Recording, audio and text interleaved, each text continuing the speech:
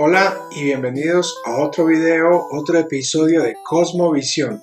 Y el día de hoy vamos a conversar acerca del libro El Cristo de los Pactos del autor O. Palmer Robertson. Este es un libro altamente académico. Desafortunadamente no está traducido al español, pero es el libro de texto base en los Estados Unidos en muchos seminarios que se utiliza para profundizar y estudiar el tema así llamado como la teología del pacto. Te invito a que mires esta introducción, la cual es el principio de varios episodios en donde vamos a hablar de tres partes en las que se divide este libro y donde vamos a abordar algunas citas y algunos textos claves de este libro y que vale la pena, es obvio decir, que está fundamentado bíblicamente. Así que bienvenido y gracias. Te invito, de paso, se ha dicho, a suscribirte, colabórame con un like, compártelo y bienvenido. El Cristo de los Pactos, de O. Palmer Robertson, publicación y elogios. Esta es una obra de la materia Teología del Pacto, reseña de esta obra clásica. Parte 1. Introducción al texto. Autor, tema, publicación y elogios. Este libro llegó a mis manos por medio de un profesor que es de alta influencia en mi vida, quien me lo obsequió y quien literalmente me dijo: si estás interesado de verdad en la teología del pacto, este es.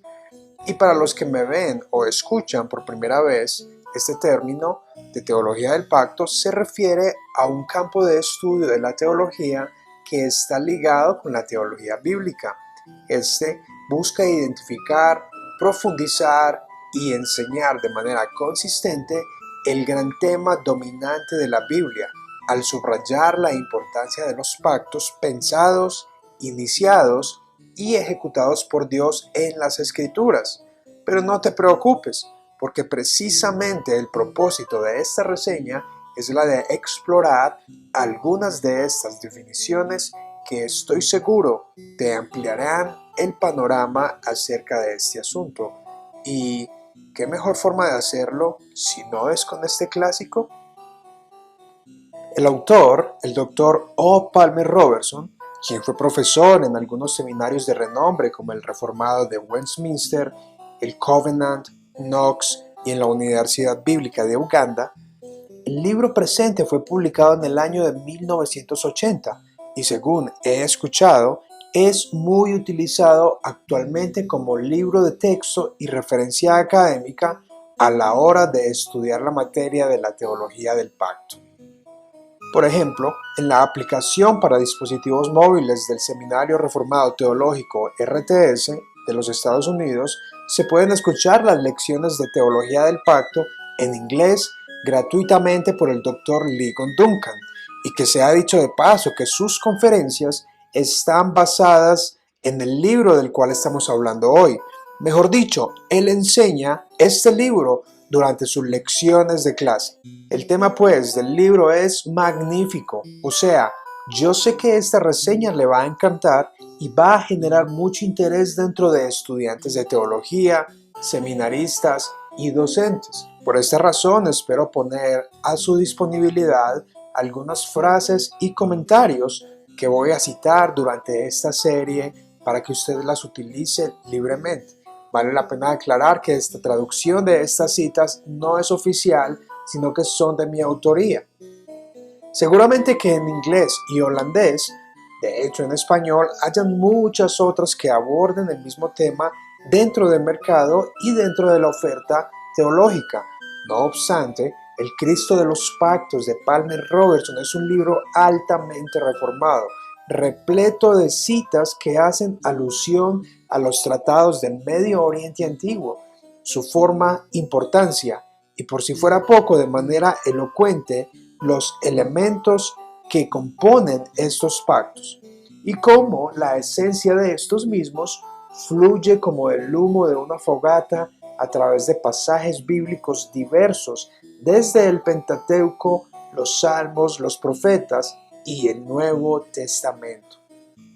Así que durante esta reseña vamos a resaltar y a subrayar algunas de las frases que me han impactado durante mi estudio personal, Debo decir que la selección de estas frases no ha sido fácil, pues hay tantas frases importantes, relevantes y tremendas que es difícil escoger cuáles. Pero vale la pena reconocer que el autor aborda el tema del dispensacionalismo también. El dispensacionalismo es una postura teológica que fragmenta la historia bíblica en 7 épocas o, entre comillas, dispensaciones. No obstante, el autor aborda el tema de los pactos como, y póngale cuidado a esto, las administraciones de ciertas dispensaciones. Así que esto puede sonar confuso o novedoso, pero vale la pena por esta razón que usted siga escuchando. El contenido. La tabla de contenido está repartida en 3 títulos principales que abarcan subtítulos, los cuales se desprenden de allí con el fin de cubrir una gama de temas y subtemas. De esta manera, aclaro de nuevo que estas traducciones son de mi autoría, son fan-made, por decirlo de esta manera. El libro así pues se divide en 3 partes. La primera es la introducción a los pactos divinos. Allí se van a estudiar los temas de la naturaleza, alcance, unidad y diversidad de los pactos divinos. La segunda parte se enfoca primariamente en el pacto de la creación, en donde el autor aborda a Adán, algunos aspectos del pacto de Noé también. Y la parte final, la 3, se llama el pacto de redención, los cuales involucra el pacto del comienzo con Adán, Noé, el pacto de preservación, Abraham, el pacto de la promesa, el sello del pacto abrahámico, Moisés, el pacto de la ley, y tiene el excurso de la estructura entre pactos o dispensaciones. También el siguiente sería David con el pacto del reino y finalmente Cristo con el pacto de consumación. Estoy muy seguro de que si usted es estudiante de teología, ya sea en un seminario o simplemente como hobby, como pasión suya, la cual es una experiencia que podría compartir conmigo, pues como dice el autor R.C. Sproul, el ya fallecido, todos somos teólogos. Estoy seguro de que ya tiene usted curiosidad y ganas y un deseo ardiente de explorar un libro como este. Y bueno, espero aportarle así un granito de arena con esta reseña que incluye algunas spoilers, citas y frases de su contenido con el anhelo de que sea edificación, educativo y que de cierta manera alimente un poco más su fe.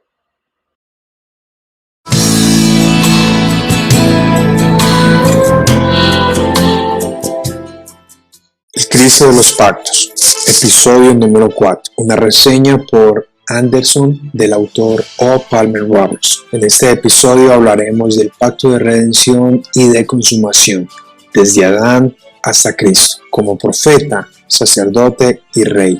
Importancia del pacto de redención y consumación. Hemos llegado a la tercera sección de este libro y es la parte final.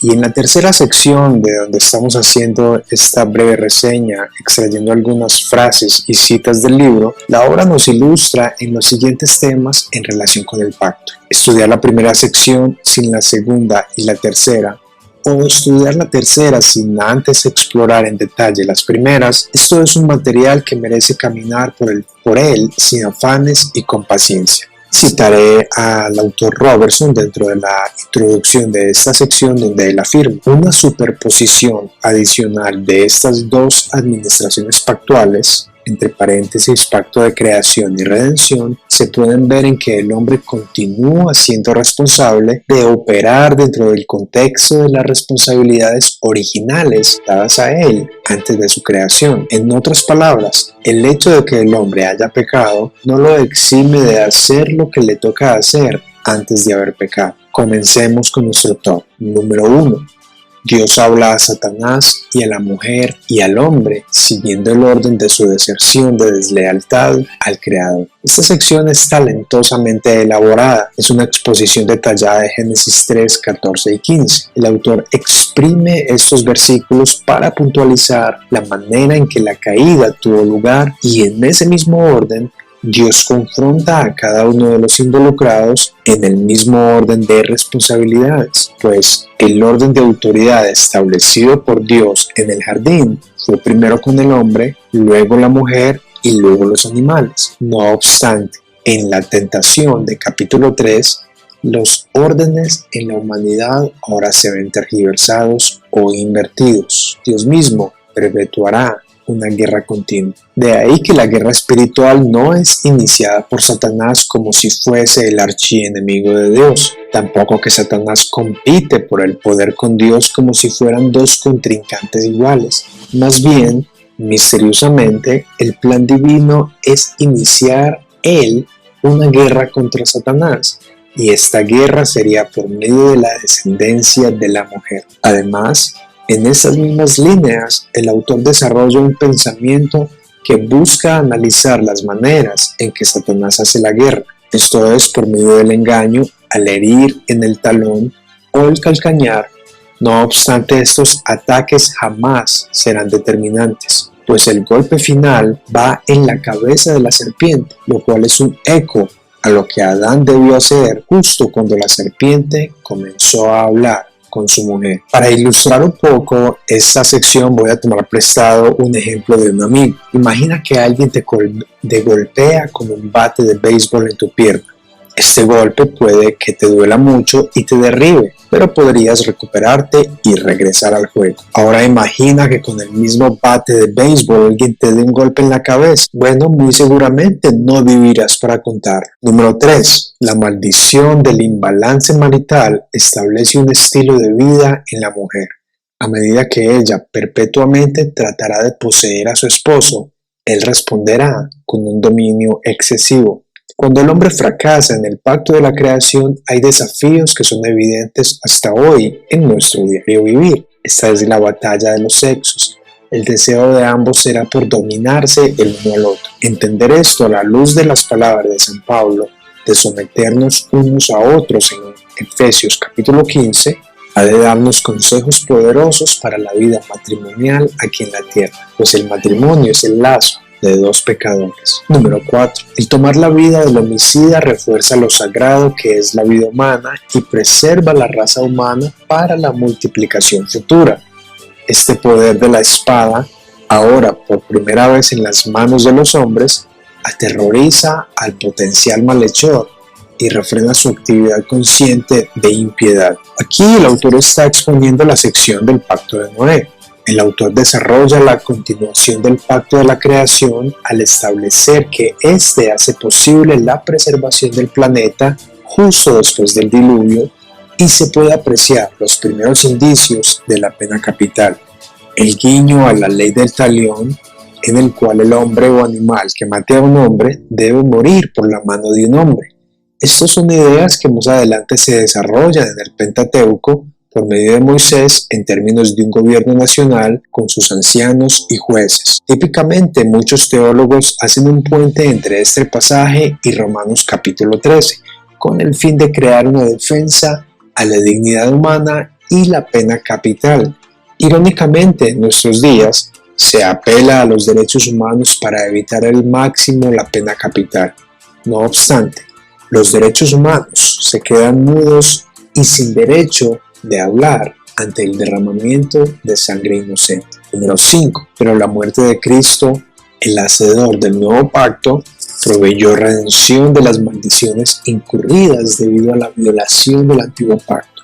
Su sangre del pacto inauguró el nuevo pacto, mientras que al mismo tiempo removiendo las maldiciones del antiguo. Esta sección ilustra el significado de pacto versus la palabra testamento, tal como se lee en la Epístola Universal a los Hebreos, capítulo 9:15. Allí, el autor de manera técnica desenmaraña la distinción entre pacto y testamento. Número 6.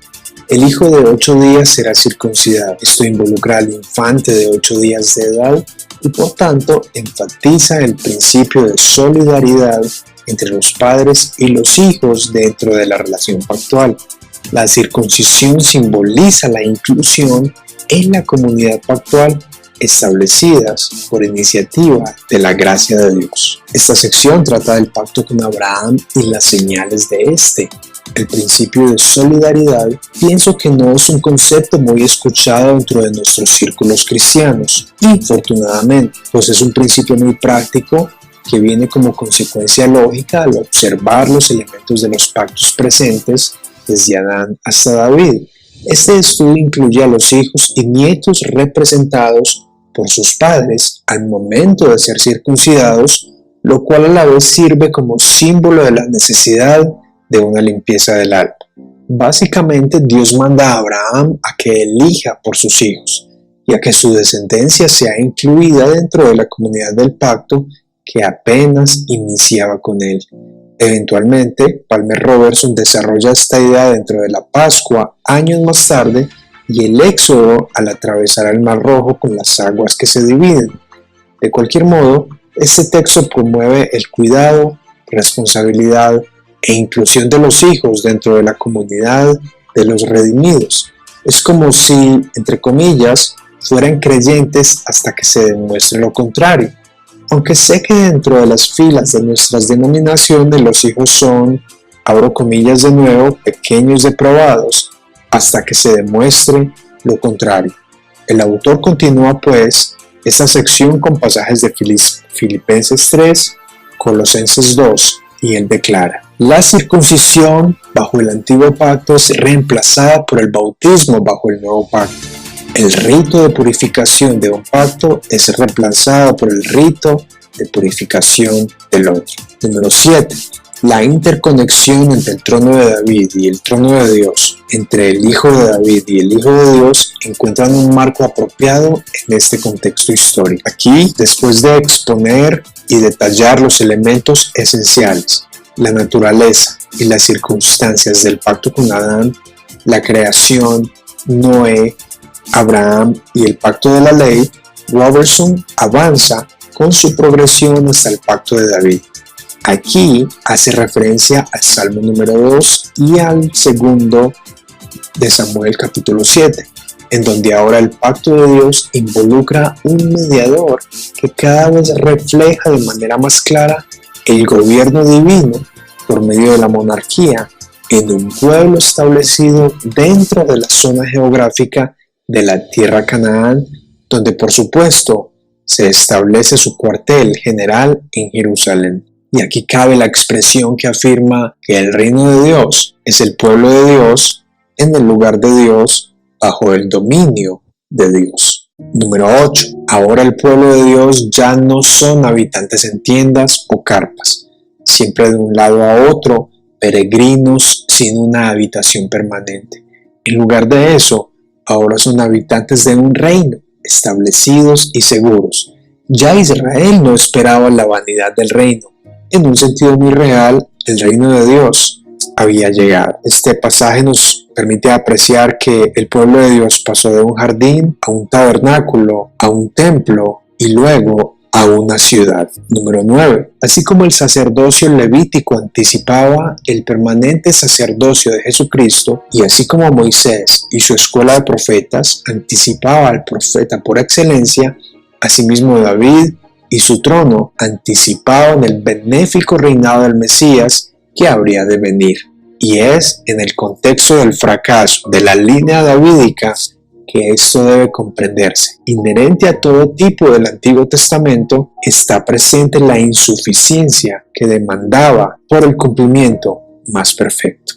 Ahora todo tiene más sentido, desde el hombre Adán hacia una familia en Abraham, luego un pueblo en Moisés y finalmente un reino en David, lo cual halla su clímax definitivo en Jesucristo, el Dios hombre, quien inaugura el reino con su ministerio, su vida, su obediencia activa, su obediencia pasiva, su muerte, resurrección, ascensión y sesión, se sienta en el trono celestial como nuestro sumo sacerdote, rey y profeta.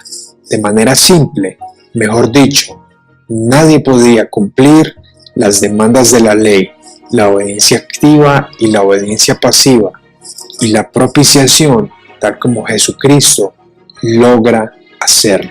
Número 10. La dimensión corporativa que juega un papel vital en el trato de los pactos de Dios con su pueblo no han de ser omitidos de las presentes realidades del nuevo pacto.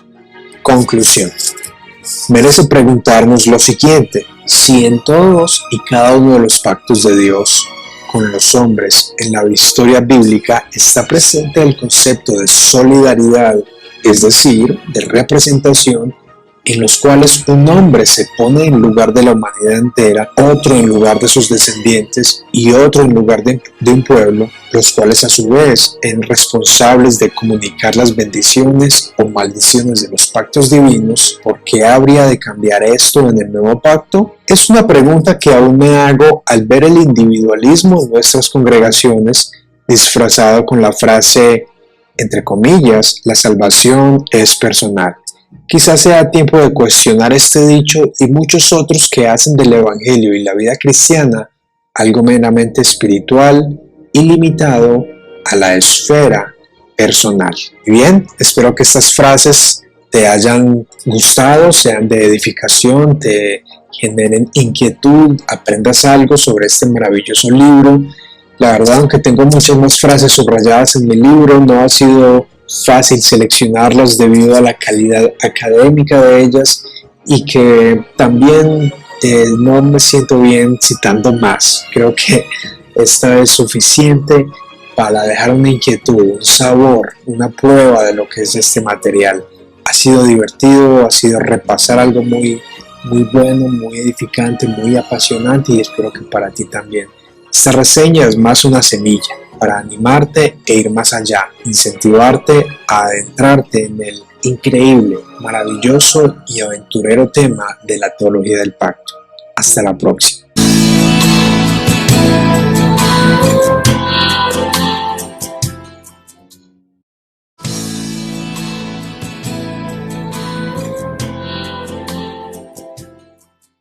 El Cristo de los Pactos, de O. Palmer Robertson. Una reseña en español. Título: Naturaleza, alcance, unidad y diversidad de los pactos. El corazón de la Biblia como un hilo conductor. Parte 2. La introducción a los pactos divinos. El mismo autor en su prefacio del libro afirma: esta obra se enfoca en dos áreas que son centrales en cuanto a la interpretación hoy día. 1. La significancia de los pactos de Dios y 2. Su relación con ambos testamentos. Las palabras clave en esta sección son naturaleza, alcance, unidad y diversidad. Por supuesto que el autor abordará dentro de las características de pactos divinos y su significancia para nosotros a la hora de interpretar, aplicarlos dentro de su continuidad y discontinuidad, condicionalidad e incondicionalidad. Sin darle más largas al asunto, comencemos con el top 1. La misma totalidad de la historia bíblica, al estar determinada por los pactos divinos, sugiere una unidad dominante en el concepto del pacto. Aquí, al introducir el tema, el autor propone que si la historia o el tema de la Biblia lo determinan los pactos y el curso de los mismos, entonces estos confirman una unidad dominante en la totalidad de las escrituras.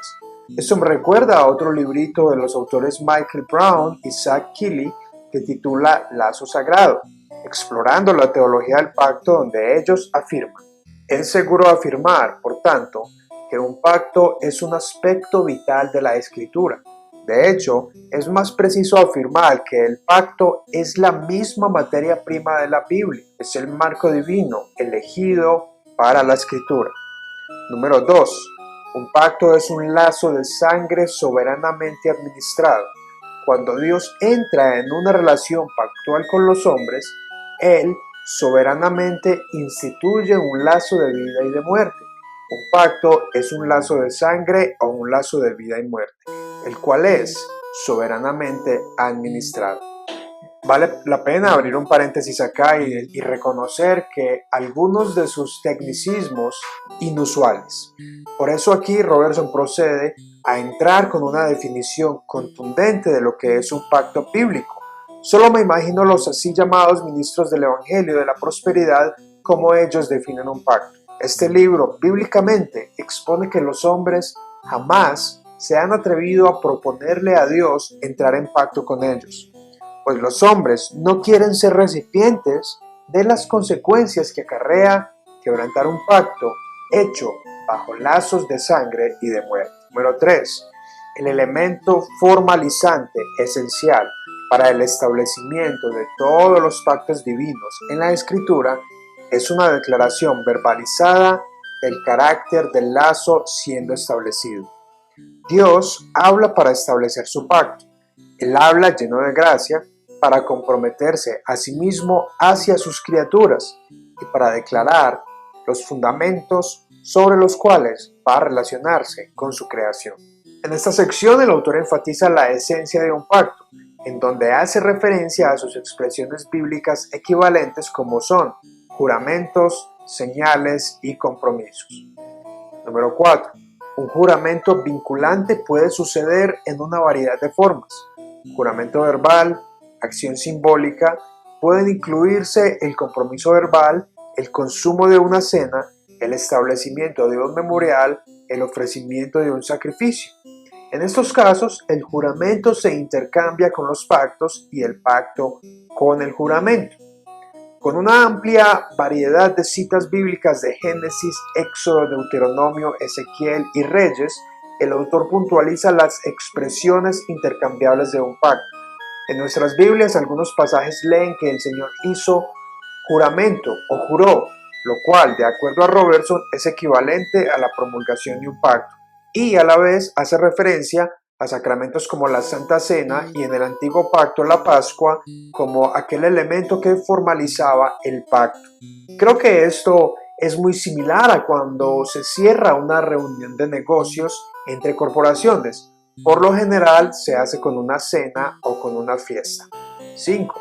El desmembramiento de los animales representa la maldición que el hacedor del pacto invoca sobre sí mismo en caso de violar el compromiso al pacto que él ha hecho. Una vez se haya entrado en la relación pactual, nada más que el derramamiento de sangre puede mitigar las obligaciones incurridas en el evento de una violación pactual. Podemos aquí apreciar un eco al relato histórico en que Abraham fue mandado por Dios a cortar animales en la mitad. Y aquí viene la definición cortar un pacto. Pero no obstante, por el cansancio Abraham se queda dormido, lo cual simboliza de que Dios se invoca sobre sí mismo las maldiciones del pacto y que por supuesto, ya que es imposible que Dios pueda mentir porque Él es fiel y verdadero y por tanto no puede quebrantar sus promesas, esto se convierte en una garantía de que ante la incapacidad de Abraham de cumplirlo, este pacto se hace incondicional y solo Dios puede cumplirlo, lo cual se vuelve una garantía de que la promesa es segura. Adicionalmente, existe una referencia cruzada con Hebreos 9:22, que afirma que sin derramamiento de sangre no hay remisión de los pecados. Y me atrevo a decir que al explorar estos conceptos, la obra de Jesucristo va cobrando más sentido. Para ampliar este concepto, recomiendo los recursos del Padre Abraham, que ofrece el Ministerio Tercer Milenio gratuitamente en español. Dejaré el enlace en la descripción. 6. Es dentro del contexto de la muerte pactual, no la muerte testamentaria, que la muerte de Jesucristo debe ser comprendida. La muerte de Cristo fue una muerte sustitutiva. Cristo murió como un sustituto para el quebrantador del pacto. La sustitución es esencial para la comprensión de la muerte de Cristo. He aquí una frase contundente la cual evoca el pacto de obras bajo el cual los hombres y mujeres aún son responsables a pesar de su incapacidad moral para cumplirlo. 7. Si los ingredientes esenciales para la hechura de un pacto estuvieron presentes previos a Noé, la relación de Dios con el hombre antes de Noé puede designarse como pactual. Esta sección muestra el esfuerzo del autor por refutar la noción de que debido a que la palabra pacto no existe previamente a Génesis 6, sin embargo, es común desde esta postura apreciar que los elementos esenciales sí están presentes dentro del pacto con Adán en Génesis 2 y por tanto sí hubo un pacto con el primer hombre que por supuesto fue quebrantado al comer de la fruta. Número 8. En la creación, Dios creó un lazo de sí mismo con el hombre en una relación pactual. Después de la caída del hombre en pecado, el Dios de toda la creación, lleno de gracia, se ató a sí mismo de nuevo al comprometerse consigo mismo a redimir un pueblo para sí de una humanidad perdida. Desde la creación hasta la consumación, el lazo pactual ha determinado la relación de Dios con su pueblo. El alcance de los pactos divinos alcanza desde el principio del mundo hasta el final de la era. Esta cita habla por sí sola. Robertson logra encapsular el alcance de los pactos. Podemos inferir pues que los pactos hechos bajo la iniciativa de Dios con muchos hombres en la Biblia, comenzando desde Adán en Génesis 2, no son independientes, temporales ni momentados. En lugar de eso, todos ellos hacen parte de un plan maestro que progresa a medida que avanza la historia. Número 9. La unidad de los pactos puede verse desde dos perspectivas. 1. Los pactos divinos manifiestan una unidad estructural. Y 2. Los pactos divinos manifiestan una unidad temática. El autor busca responder a la pregunta que hace una página anterior. ¿Cómo se relacionan unos con otros? Robertson inicia su disertación sobre la unidad y continuidad de los pactos. Número 10. Los pactos abrahámico, mosaico y davídico no se suplantan el uno al otro, más bien se suplementan el uno al otro. Una unidad básica los enlaza por completo.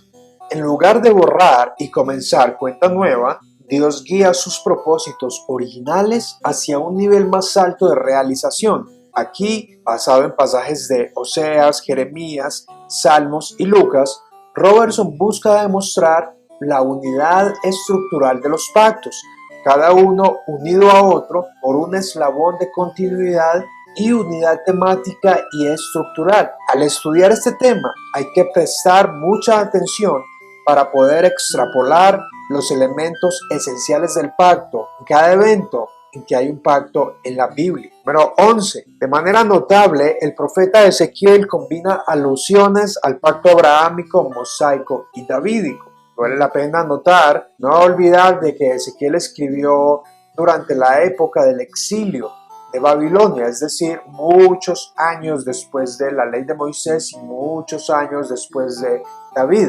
El autor Ezequiel entonces dice en su capítulo 37 del 24 al 26, siervo David será rey sobre ellos. Todos ellos tendrán un solo pastor. Aquí hace alusión al pacto de David en 2 de Samuel 7, pues David ya estaba muerto. Y andarán en mis preceptos y mis estatutos guardarán. Aquí hace alusión al pacto mosaico. De nuevo, Moisés había muerto, pero la ley seguía vigente. Y los pondrán por ahora. Habitarán en la tierra que di a mi siervo Jacob, en la cual habitaron vuestros padres. Aquí hace alusión al pacto de Abraham, que Abraham ya estaba muerto hace mucho tiempo, y a él se le había prometido la tierra. Y creo que aquí, de una forma maravillosa, Robertson elabora un argumento fuerte desde el profeta Ezequiel, quien vivió mucho tiempo, como ya lo mencioné, después de Abraham, Moisés y David, y así nos alumbra este pasaje para ver cómo el profeta, inspirado por el Espíritu, alude a tres pactos previos como si fueran parte de uno solo por todas las edades. Número 12. El propósito principal del pacto consiste en la intención de Dios de hacer un pueblo para su posesión. Como representante pactual,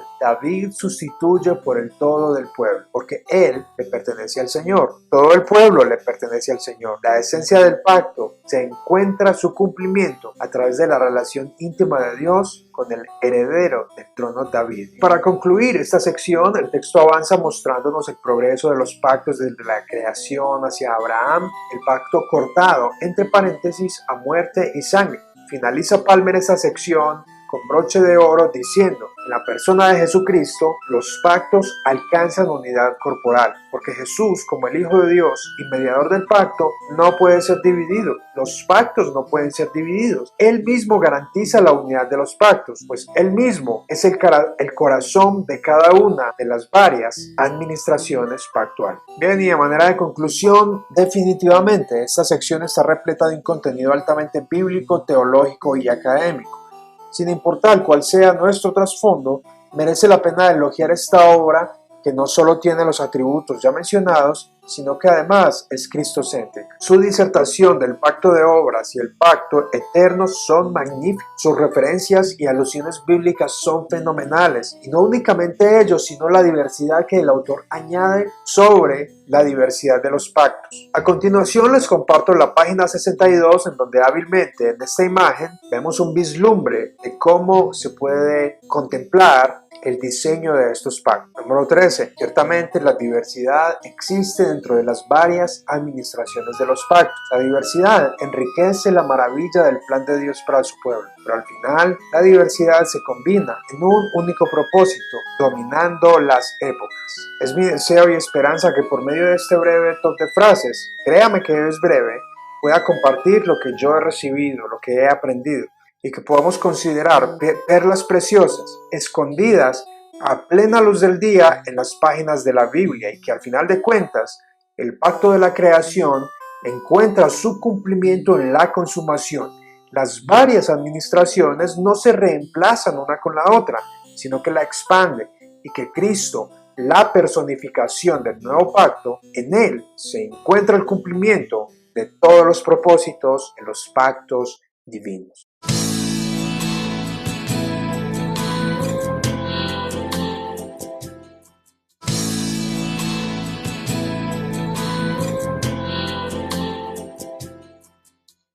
Episodio número 3, El Cristo de los Pactos, de O. Palmer Robertson. En este episodio hablaremos acerca del pacto de la creación, en el día de reposo, el matrimonio y el trabajo. Esta es una reseña del capítulo que se incluye dentro de la sección número 3, que se llama El Pacto de la Creación. Allí abordaremos algunos aspectos sobre los efectos de la redención en la vida humana, lo espiritual versus lo secular. Comencemos. El tema y su importancia. En su introducción, Robertson nos indica la importancia del tema. Él afirma en la página número 67, el aspecto general del pacto de la creación se relaciona con las responsabilidades más amplias del hombre hacia su creador.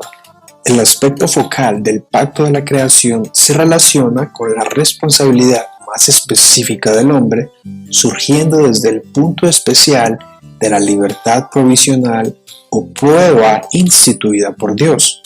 Vale la pena notar que el autor comienza su disertación académica tomando punto de partida la creación del hombre y a su vez la alianza de vida y de muerte entre Dios y el hombre llamada Pacto de la Creación. Allí, como ya brevemente hemos mencionado, enseña que los elementos esenciales de un pacto se encuentran en Génesis capítulo 2, a pesar de que esta palabra no esté presente. Este capítulo es importante ya que atrae la atención hacia el hombre y su diseño original de parte de Dios hacia el mundo físico creado. Ahora comencemos con el top 9. Número 1. Al pensar de una forma estrecha acerca del pacto de la creación, la Iglesia cristiana ha venido a cultivar una deficiencia en la totalidad de su visión del mundo y de la vida. En lugar de ser reino orientada, como lo fue Cristo, esta se ha vuelto exclusivamente igle orientada. La frase me parece contundente y da en el blanco. Esta cita es un eco a la dicotomía entre lo secular y lo espiritual. Gran parte y quizás la mayoría del pueblo cristiano en todas sus denominaciones se ha enfocado a sus cuatro paredes, entre comillas, esperando la segunda venida de Cristo, abandonando un involucramiento en el mundo material como parte de su misión, es decir, que una visión del reino va más allá y fuera de los muros eclesiásticos. Número 2. El hombre como parte de la creación es responsable de obedecer las ordenanzas incrustadas en la estructura de la creación. Estas son el Sabbat o día de reposo, el matrimonio y el trabajo. Cada una de estas ordenanzas creacionales permanecen como un principio inviolable inherente a la estructura del mundo que Dios ha ordenado. El autor en esta sección abordará tres temas principales. Estos tres temas subyacen dentro del hilo conductivo del pacto de la creación y harán parte de su argumento básico de que es precisamente estos tres componentes los que son redimidos por medio de la obra de Cristo. Dicho de otro modo, esto es un guiño a la teología reformada, cuya enseñanza afirma que las consecuencias de la salvación no se reducen a la limpieza del alma, sino que además obliga al ser humano a hacer aquello que estaba supuesto a hacer en la creación bajo el diseño original. Esto es una señal de tránsito para tomar la senda de vuelta al paraíso perdido en donde hay reposo, relaciones matrimoniales con enfoque en la compañía y la multiplicación y el dominio de la creación por medio del trabajo. Número 3.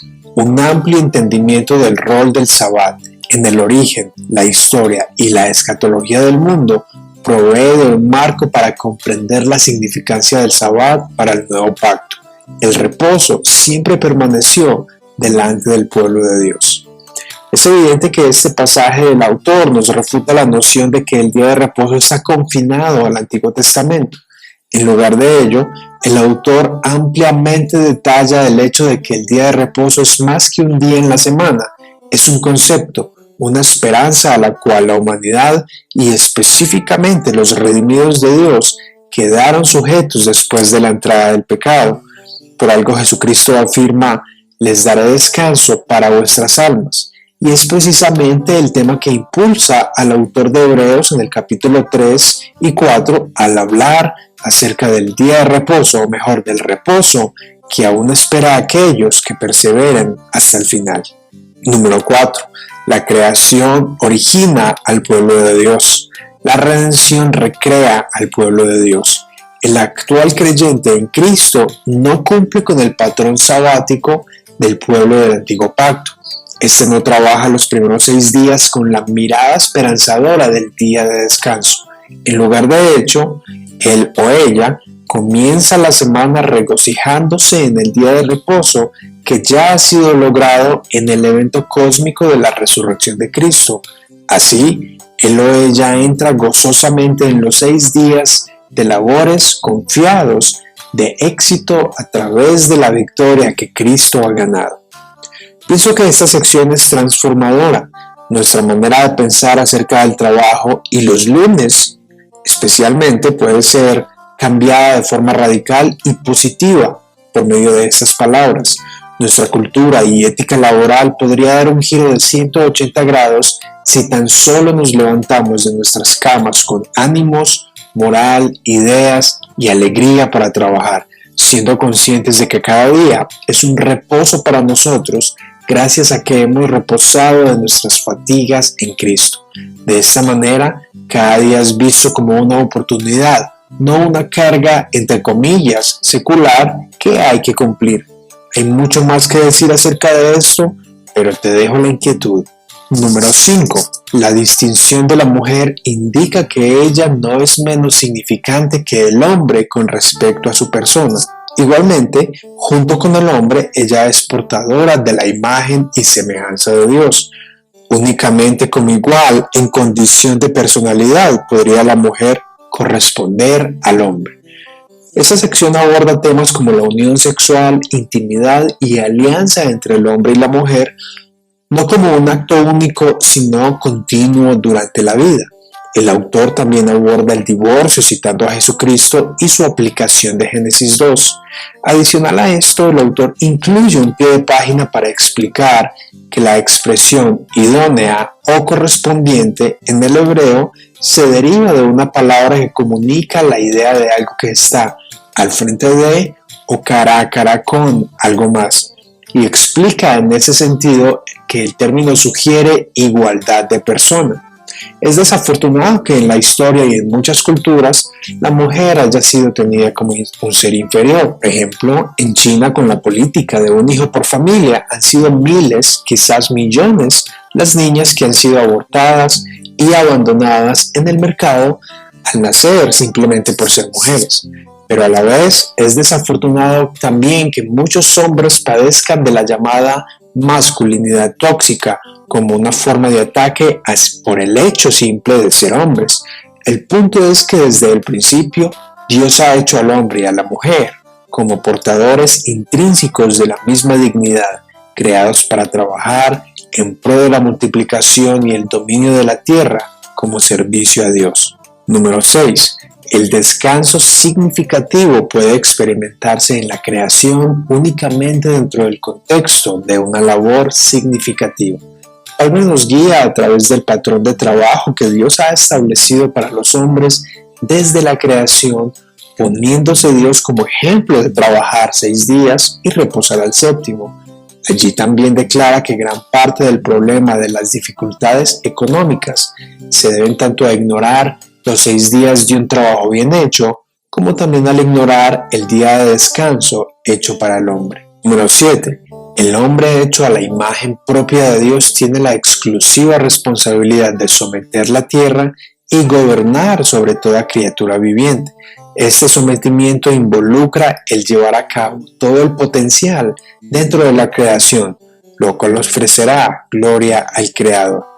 Este comentario resuena con el de muchos otros teólogos y analistas económicos, el cual puede servir para reflexión sobre una explicación del por qué existen naciones pobres y otras ricas, pues existen economistas que afirman simple y llanamente que las naciones pobres son pobres debido a la falta de someter la creación, mejor dicho, debido a su poca productividad. Y esto en ocasiones sucede por pensamientos paganos, como en India, en el caso de adorar a la res, o en otras debido al animismo que impide consumir y transformar elementos de la naturaleza. Número 8. El creyente fundamentalista puede concebir el significado de la cristiandad más estrechamente en términos de la salvación del alma.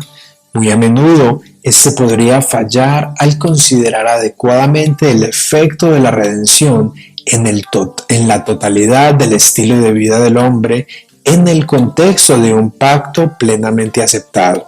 Esta visión resulta frecuentemente en un pasar por alto la responsabilidad del hombre redimido de llevar a cabo las implicaciones de su salvación al mundo de la economía, la política, los negocios y la cultura. De acuerdo al pensamiento fundamentalista, es decir, una doctrina que se hunde en la dicotomía del yin y el yang, de lo espiritual y lo secular, dejando las decisiones estatales y gubernamentales a los impíos, dejando la creación de arte y tecnología a los impíos. Es una verdadera tristeza pensar así, no trabajar y dejar que los impíos, ateos y anticristianos incircuncisos dirijan nuestra sociedad en las áreas de la educación y las demás que el autor menciona. Número 9. El involucramiento de la totalidad de la vida en la relación pactual provee de un marco para considerar la conexión entre la Gran Comisión y el mandato cultural. El mandato a predicar el Evangelio y el mandato a formar una cultura que glorifique a Dios se fusionan la una con la otra. Conclusión. Esta sección nos la concluye nuestro autor O. Palmer Robertson al afirmar explícitamente el enfoque principal del pacto de la creación. Es simple, el ser humano fue hecho para trabajar.